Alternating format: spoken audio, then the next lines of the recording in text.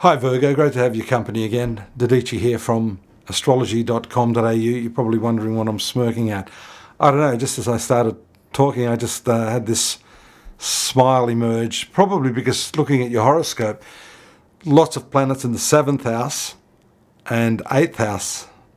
Sorry, I don't know why I'm laughing, but I guess because it's always nice to know that there's a resurgence of energy in the area of relationships. Everyone wants relationships to work.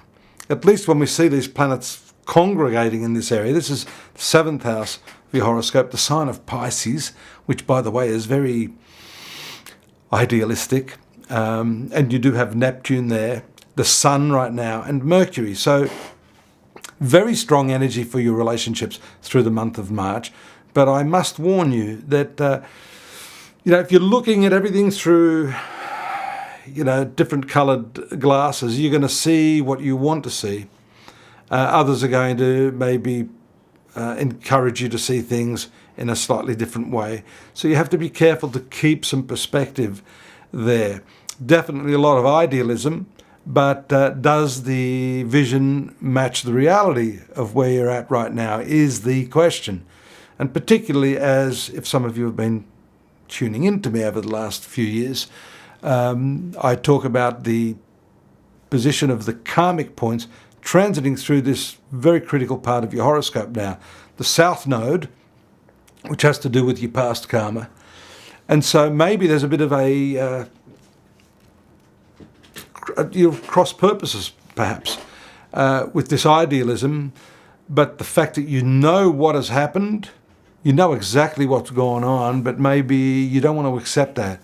Maybe you don't want to see things clearly. Maybe you're in a wishful mode, a hopeful mode. And wishing and hoping is not bad, but if you are doing this and it is undermining your self-respect, the relationship is not providing you the satisfaction that you want, then you maybe really need to rethink that. And the idealism shows us what you want out of a relationship, but often there's a gap. And perhaps this is what's going on for you this month. Mercury there is in its weakest position in the horoscope. Mercury being, if you've been tuning in, your ruling planet. That's right, the position of Mercury in Pisces is at its weakest, probably because Pisces is such an emotive and spiritual sign that works more from the intuitive level, whereas Mercury, your ruler, is an intellectual planet. Hence, I am suggesting that you really keep your intellectual and spiritual intuitive functions in balance. You need to check one against the other, particularly in any sort of relationship. Now, that could also cover your business, because we see for you the Moon, Venus, Uranus and Mars transiting your 8th house this month. Moon starting off in this position, and these planets all still pretty much in a very powerful opposition aspect to Jupiter, which is in your 2nd house of finance, indicates that that area of your life is also going to come into focus. Jupiter being the planet of waste, it is also, interestingly, the planet that rules that 7th house, or one of the planets, along with Neptune, that rules your relationships. So to me, it seems like your idealism, for some of you anyhow, may be tied in with that wishful thinking, that big hope, that a shot at the big dream financially. Be careful of that. Make sure that you cross your T's, dot your I's, and you have everything in order in terms of written agreements, clarification, and don't make those decisions, those financial practical decisions, on a whim. There's a full moon which takes place this month, also interestingly, in your sun sign. The moon is the planet ruling your 11th house of relationships, friendships, social activities. So this is going to make a strong link to your sun sign. So therefore we can see that, excuse the squeaky chair, that aspect of your life predominant. That's going to rise up the list of priorities. And then in the let's have a look, in the sign of Aries. Now that takes place on the 13th, by the way.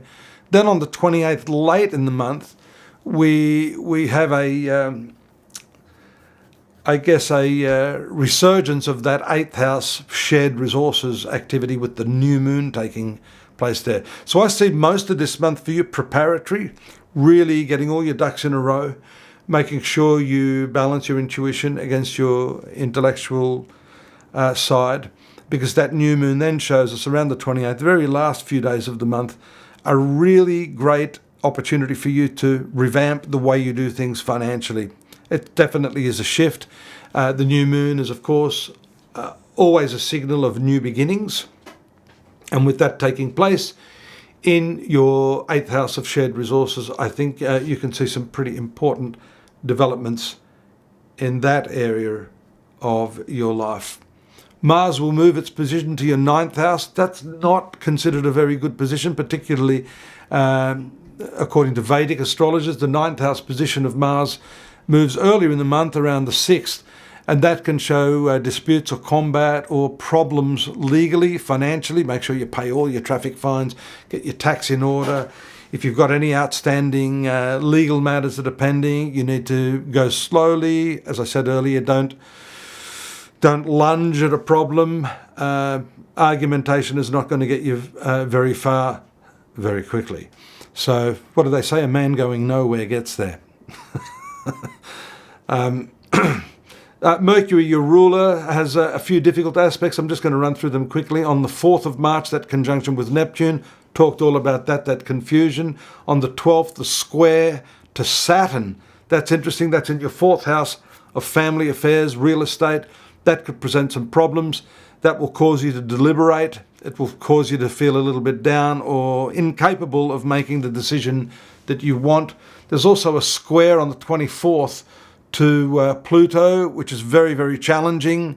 That could indicate a rather obsessive cycle for you over a few days.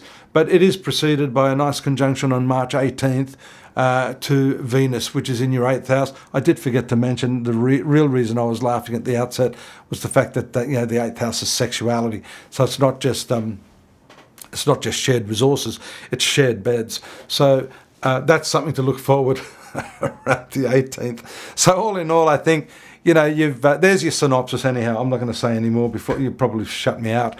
I hope to see you again here next month. In the meantime, do me the courtesy of visiting the site astrology.com.au. We've got loads more there, lots of free stuff, the year in focus, plus this month if you want a bit more detailed information. And until next month, Virgo, have a good one. Take care. Thanks for joining me.